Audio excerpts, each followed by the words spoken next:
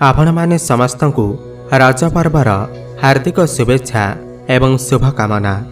आपणकर जदि वृष राशि होइथाए तेबे एही भिडियोटिकु थरे मात्र शेष पर्यंत देखंतु।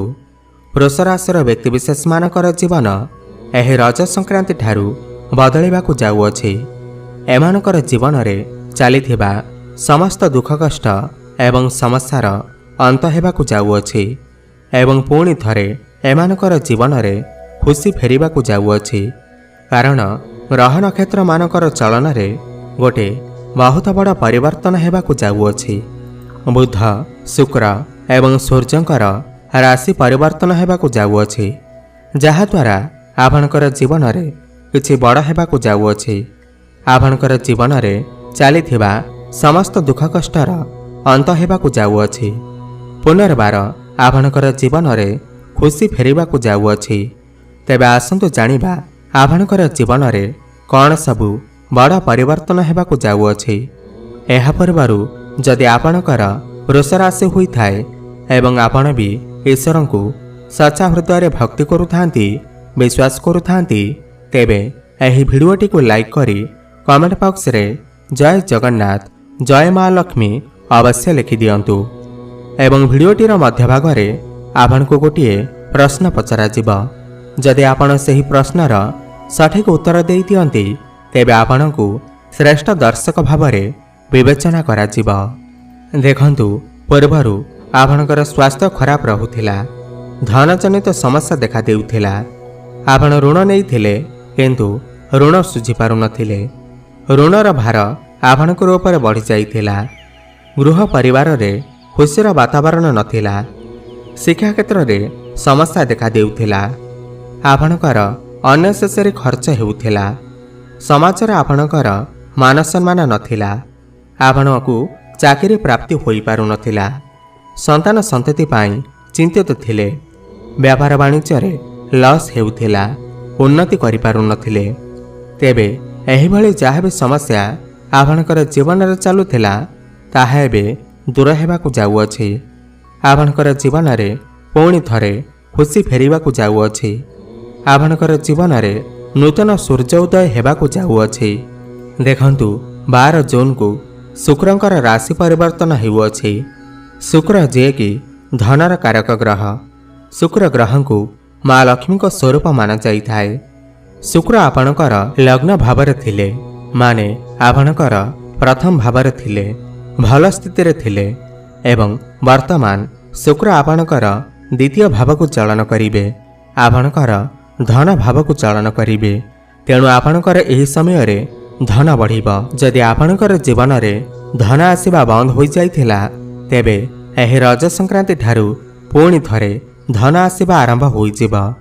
किंतु वर्तमान 12 जून को शुक्र आपणकर द्वितीय भाव को चलन करुछंती। आपणकु पारिवारिक सुख प्राप्ति हेबो, आपणकर बाणी रे मधुरता आसीबो, आपणकर बैंक बैलेंस बढ़िबो। एवं 14 जून को बुध मध्य आपणकर द्वितीय भाव को चलन करिवे। आपणकर द्वितीय भाव रे लक्ष्मी नारायण राजयोग निर्माण हेबो, जहा आपणक पाई अत्यंत शुभ अटे। आपणकर धन भाव रे लक्ष्मी नारायण राजयोग निर्माण हेबो, तेणु आपणकर धन बढ़िबो। धन को नहीं जहा भी किछि समस्या थिला ताहा सब दूर हेबो। चारि दिगरु आपणकु धन प्राप्ति हेबो। आपणक पाई प्रश्न हेउछि, प्रभु बलभद्रंकर रथर नाम कौन अटे? प्रभु बलभद्रंकर रथर नाम कौन अटे? आपण जदि एही प्रश्नर सठिक उत्तर देई दियंती तेबे आपणकु श्रेष्ठ दर्शक भावरे विवेचना करा जिवो।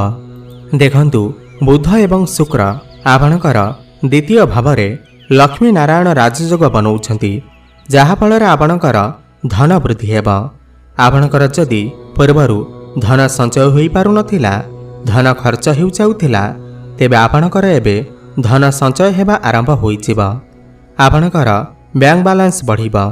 द्वितीय भाव आपणकर परिवारर भाव होइथाए, कुटुंबर भाव होइथाए, बाणीर भाव होइथाए। वर्तमान आपणकर बाणी रे मधुरता आसीबो, पारिवारिक सुख आपणको प्राप्ति हेबो, परिवारर साहाय्य सहयोग आपणको प्राप्ति हेबो। देखंतु गुरु ଆପଣଙ୍କର ଲଗ୍ନ ଭାବରେ ବା ପ୍ରଥମ ଭାବରେ ବିରାଜମାନ ଅଛନ୍ତି। ଆପଣ ଏହି ସମୟରେ ଟିକେ ଧାର୍ମିକ ସ୍ୱଭାବର ହୋଇପାରନ୍ତି। କୌଣସି ଧାର୍ମିକ ସ୍ଥାନକୁ ଯାତ୍ରା କରିପାରନ୍ତି। ଆପଣଙ୍କର ସ୍ୱାସ୍ଥ୍ୟ ଏହି ସମୟରେ ବହୁତ ଭଲ ରହିବ, କିନ୍ତୁ ମୋଟାପଣ ଟିକେ ଦେଖାଦେଇପାରେ। ପେଟଜନିତ ସମସ୍ୟା ଟିକେ ଦେଖାଦେଇପାରେ।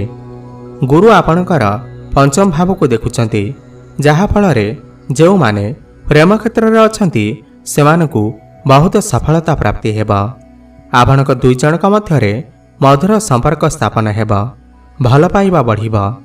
ଯେଉଁମାନଙ୍କର ପୂର୍ବରୁ କିଛି କଳି ଝଗଡ଼ା ଲାଗି ରହିଥିଲା, ମତାନ୍ତର ଥିଲା, ଆପଣଙ୍କର ବ୍ରେକଅପ୍ ହୋଇଯାଇଥିଲା, ତେବେ ଏହି ରଜ ସଂକ୍ରାନ୍ତି ଠାରୁ ଆପଣ ଦୁଇ ଜଣଙ୍କ ମଧ୍ୟରେ ଯାହା ବି କିଛି ସମସ୍ୟା ଥିଲା ପ୍ରେମକୁ ନେଇ, ତାହା ସବୁ ଦୂର ହେବ।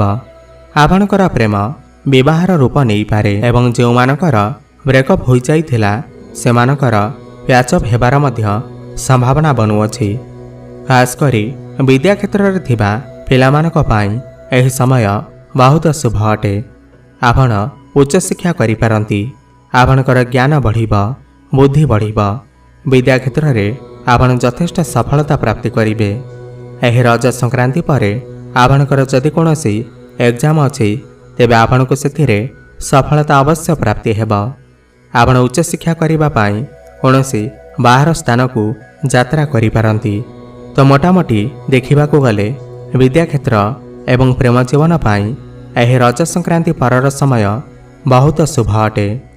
ଆପଣଙ୍କର ଦାମ୍ପତ୍ୟ ଜୀବନ ମଧ୍ୟ ଏହି ସମୟରେ ବହୁତ ଭଲ ରହିବ। ଆପଣ ଦୁଇ ଜଣଙ୍କ ମଧ୍ୟରେ ମଧୁର ସମ୍ପର୍କ ସ୍ଥାପନ ହେବ, କାହିଁକିନା ଗୁରୁ ଆପଣଙ୍କର ସପ୍ତମ ଭାବକୁ ଦେଖୁଛନ୍ତି। ଆପଣଙ୍କର ଡେଲି ଇନକମ୍ ବଢ଼ିବ। ଆପଣଙ୍କର ଲାଇଫ୍ ପାର୍ଟନରଙ୍କର କ୍ୟାରିୟରରେ ଗ୍ରୋଥ୍ ଆସିବ। ଆପଣ ଦୁଇ ଜଣଙ୍କ ମଧ୍ୟରେ ଯଦି ପୂର୍ବରୁ କିଛି ସମସ୍ୟା ଥିଲା, ମନାନ୍ତର ଥିଲା, କଳି ଝଗଡ଼ା ଥିଲା, ତେବେ ତାହା ଏବେ ଦୂର ହେବ। ଆପଣଙ୍କର ଦାମ୍ପତ୍ୟ ଜୀବନ ବହୁତ ଭଲ ରହିବ। ଏବଂ ସପ୍ତମ ଭାବ ବ୍ୟାପାରର ଭାବ ମଧ୍ୟ ହୋଇଥାଏ। ଏହି ସମୟରେ ଆପଣଙ୍କର ବ୍ୟାପାର ବାଣିଜ୍ୟ ବହୁତ ଭଲ ରହିବ। ବ୍ୟାପାର ବାଣିଜ୍ୟରେ ଆପଣ ବହୁତ ଅଧିକ ଉନ୍ନତି କରିବେ। ଆପଣ କୌଣସି ନୂତନ ବ୍ୟାପାର ମଧ୍ୟ ଆରମ୍ଭ କରିପାରନ୍ତି। ତ ବ୍ୟାପାର ବାଣିଜ୍ୟ କରୁଥିବା ଲୋକମାନଙ୍କ ପାଇଁ ଏହି ରଜ ସଂକ୍ରାନ୍ତି ପରର ସମୟ ବହୁତ ଶୁଭ ଅଟେ, କିନ୍ତୁ ଆପଣଙ୍କର ଟିକେ ଖର୍ଚ୍ଚ ମଧ୍ୟ ହୋଇପାରେ। ରୋଜଗାର ତ ହେବ, ଧନ ବଢ଼ିବ, କିନ୍ତୁ ସମୟ ସମୟରେ ଖର୍ଚ୍ଚ ମଧ୍ୟ ହୋଇପାରେ, କାହିଁକିନା ମଙ୍ଗଳ ଆପଣଙ୍କର ଦ୍ୱାଦଶ ଭାବରେ ଅଛନ୍ତି। ଦ୍ୱାଦଶ ଭାବ ବ୍ୟୟର ଭାବ ହୋଇଥାଏ। ରୋଜଗାର ହେଲେ ମଧ୍ୟ ସମୟ ସମୟରେ ଖର୍ଚ୍ଚ ମଧ୍ୟ ହୋଇପାରେ ଏବଂ ଆପଣଙ୍କର ଭାଗ୍ୟ ଭାବକୁ ଗୁରୁଦେବ ଦୃଷ୍ଟି ଦେଉଛନ୍ତି। ଆପଣଙ୍କର ଭାଗ୍ୟ ବଦଳିବ। ଆପଣଙ୍କର ଭାଗ୍ୟ ପ୍ରବଳ ହେବ। ଭାଗ୍ୟ ବଳରେ ଆପଣ ସମସ୍ତ କାର୍ଯ୍ୟରେ ସଫଳତା ପ୍ରାପ୍ତି କରିବେ। କମ୍ ପରିଶ୍ରମରେ ଆପଣ ବହୁତ ଅଧିକ ସଫଳତା ପ୍ରାପ୍ତ କରିବେ। ଆପଣ କୌଣସି ଧାର୍ମିକ ଜାଗାକୁ ବୁଲିବାକୁ ଯାଇପାରନ୍ତି। ଭ୍ରମଣର ଯୋଗ ମଧ୍ୟ ବନୁଅଛି। ଆପଣ କୌଣସି ଛୋଟ ମୋଟ ଜାଗାକୁ ଯାତ୍ରା କରିପାରନ୍ତି। ଆପଣ ଯଦି କୌଣସି ବଡ଼ କାର୍ଯ୍ୟର ଆରମ୍ଭ କରିବାକୁ ଚାହୁଁଛନ୍ତି, ତେବେ ଏହି ସମୟରେ କରନ୍ତୁ। ଆପଣଙ୍କୁ ସଫଳତା ଅବଶ୍ୟ ପ୍ରାପ୍ତି ହେବ। ଆପଣ ଯଦି କୌଣସି ବଡ଼ ଇନଭେଷ୍ଟମେଣ୍ଟ କରିବାକୁ ଚାହୁଁଛନ୍ତି, ତାହେଲେ ଏହି ରଜ ସଂକ୍ରାନ୍ତି ପରେ କରନ୍ତୁ। ଆପଣଙ୍କୁ ଶୁଭଫଳ ଅବଶ୍ୟ ପ୍ରାପ୍ତି ହେବ। ଘରେ କୌଣସି ଶୁଭ ମାଙ୍ଗଳିକ କାର୍ଯ୍ୟର ଆୟୋଜନ ମଧ୍ୟ ହୋଇପାରେ। ଦେଖନ୍ତୁ, ଶନି ଆପଣଙ୍କର କ୍ୟାରିୟର ଭାବରେ ଦଶମ ଭାବରେ ବିରାଜମାନ ଅଛନ୍ତି। ତାହା ପୁଣି ନିଜ ଘରେ ବିରାଜମାନ ଅଛନ୍ତି। ଆପଣଙ୍କର ଏହି ସମୟରେ କ୍ୟାରିୟରରେ ବହୁତ ଅଧିକ ଉନ୍ନତି କରିବେ। କ୍ୟାରିୟରରେ ଯାହା ବି କିଛି ସମସ୍ୟା ଥିଲା, ତାହା ଏବେ ଦୂର ହେବ। ଶନି ଏଠାରେ ଶଶ ନାମକ ରାଜଯୋଗ ବନଉଛନ୍ତି। ଆପଣଙ୍କର କ୍ୟାରିୟରରେ ଗୋଟିଏ ବହୁତ ବଡ଼ ପରିବର୍ତ୍ତନ ହେବ। ପ୍ରମୋସନ୍ ହେବାର ଯୋଗ ମଧ୍ୟ ବନୁଅଛି। ଯେଉଁମାନଙ୍କ ପାଖରେ କୌଣସି ଚାକିରି ବାକିରି ନାହିଁ, ରୋଜଗାର ନାହିଁ, ସେମାନଙ୍କୁ ନୂତନ ଚାକିରି ମଧ୍ୟ ପ୍ରାପ୍ତି ହୋଇପାରେ। ରୋଜଗାର କରିବାର ନୂତନ ପନ୍ଥା ଆପଣଙ୍କୁ ପ୍ରାପ୍ତି ହେବ। ଶନି ଆପଣଙ୍କର ଦଶମ ଭାବରେ ବସି ଆପଣଙ୍କର ଚତୁର୍ଥ ଭାବକୁ ଦେଖୁଛନ୍ତି। ଆପଣଙ୍କର ମାଙ୍କର ସ୍ୱାସ୍ଥ୍ୟରେ ଟିକେ ସମସ୍ୟା ଦେଖାଦେଇପାରେ। ଜଏଣ୍ଟ ପେନ୍ ଭଳି ସମସ୍ୟା ଦେଖାଦେଇପାରେ, କିନ୍ତୁ ଆପଣ ଏହି ସମୟରେ କୌଣସି ଯାନବାହନ, ପ୍ରପର୍ଟି କିମ୍ବା ଜମିଜମା ଇତ୍ୟାଦି କିଣିପାରନ୍ତି, କାହିଁକିନା ଚତୁର୍ଥ ଭାବ ଯାନବାହନ ଏବଂ ଭୂମିର ଭାବ ହୋଇଥାଏ ଏବଂ ମାତୃ ସୁଖର ଭାବ ହୋଇଥାଏ। ଏହି ସମୟରେ ଆପଣଙ୍କୁ କରଜ ବା ଋଣରୁ ମୁକ୍ତି ମିଳିପାରେ। ପୂର୍ବରୁ ଯଦି ଆପଣ ଋଣ ନେଇଥିଲେ ତେବେ ଏହି ରଜ ସଂକ୍ରାନ୍ତି ପରେ ଆପଣ ସେହି ଋଣକୁ ପରିଶୋଧ କରିପାରନ୍ତି। ଋଣରୁ ଆପଣଙ୍କୁ ମୁକ୍ତି ମିଳିବ। କୋର୍ଟ କଚେରୀରେ ଚାଲିଥିବା ରାୟ ଆପଣଙ୍କ ସପକ୍ଷରେ ଯାଇପାରେ ଏବଂ ସୂର୍ଯ୍ୟ ମଧ୍ୟ ଆପଣଙ୍କର ଦ୍ୱିତୀୟ ଭାବକୁ ଚଳନ କରିବେ 14 ଜୁନକୁ। ତ ଆପଣଙ୍କୁ ଲାଭ ହିଁ ଲାଭ ପ୍ରାପ୍ତି ହେବ। ସରକାରୀ କ୍ଷେତ୍ରରେ ଥିବା ଲୋକମାନଙ୍କ ପାଇଁ ଏହି ସମୟ ବହୁତ ଶୁଭ ଅଟେ। ଆପଣଙ୍କୁ ସମାଜରେ ମାନ ସମ୍ମାନ ପ୍ରାପ୍ତି ହେବ। ତେବେ ମୋଟାମୋଟି ଦେଖିବାକୁ ଗଲେ ବୃଷ ରାଶିର ବ୍ୟକ୍ତିବିଶେଷମାନଙ୍କ ପାଇଁ ଏହି ରଜ ସଂକ୍ରାନ୍ତି ପରର ସମୟ ବହୁତ ଶୁଭ ଅଟେ। ଆପଣଙ୍କର ଭାଗ୍ୟ ବଦଳିବ, ଧନ ବୃଦ୍ଧି ପାଇବ, ପାରିବାରିକ ସୁଖ ପ୍ରାପ୍ତି ହେବ, ନୂତନ ଚାକିରି ପ୍ରାପ୍ତି ହେବ। ତେବେ ଆପଣଙ୍କୁ ଯଦି ଏହି ଭିଡ଼ିଓଟି ଭଲ ଲାଗିଥାଏ ତାହେଲେ ଏହି ଭିଡ଼ିଓଟିକୁ ଲାଇକ୍ କରି କମେଣ୍ଟ ବକ୍ସରେ ଜୟ ଜଗନ୍ନାଥ, ଜୟ ମା ଲକ୍ଷ୍ମୀ ଅବଶ୍ୟ ଲେଖିଦିଅନ୍ତୁ।